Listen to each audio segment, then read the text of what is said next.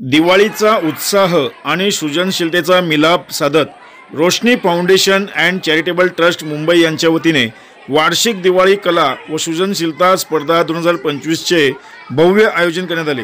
डहाणू, तलासरी आणि बदलापूर परिसरातील 49 जिल्हा परिषद शाळा तसेच विनायकराव बी पाटील ज्युनियर कॉलेज हळदपडा येथे या उपक्रमाचे आयोजन झाले। या उपक्रमात तब्बल 5000हून अधिक आदिवासी विद्यार्थ्यांनी उत्साहाने आणि आनंदाने सहभाग घेतला। स्पर्धेदरम्यान विद्यार्थ्यांनी दिवा रंगवणे, कंदील बनवणे, मातीच्या दिव्यांवर रंगकाम करणे, सजावटीच्या वस्तू तयार करणे तसेच रांगोळी, मोटिफ डिझाइन करणे अशा विविध उपक्रमांमधून आपल्या कलात्मकतेचा झगमगता आविष्कार घडवला। विशेष म्हणजे सर्व स्पर्धांमध्ये पर्यावरणपूरक आणि पुनर्वापर करता येणाऱ्या साहित्याचा वापर करून विद्यार्थ्यांनी हरित दिवाळी, सृजनशील दिवाळी असा संदेश जिवंत केला।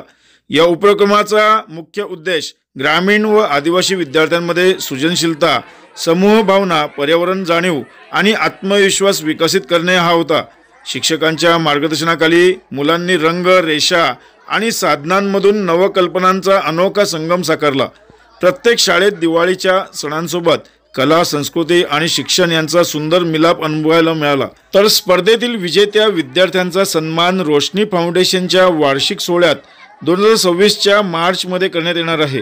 संस्थेच्या माध्यमातून ग्रामीण भागातील विद्यार्थ्यांना वर्षभर विविध उपक्रमांद्वारे प्रोत्साहन दिले जाते, असे संस्थापिका गीता मुच्छाला यांनी सांगितले।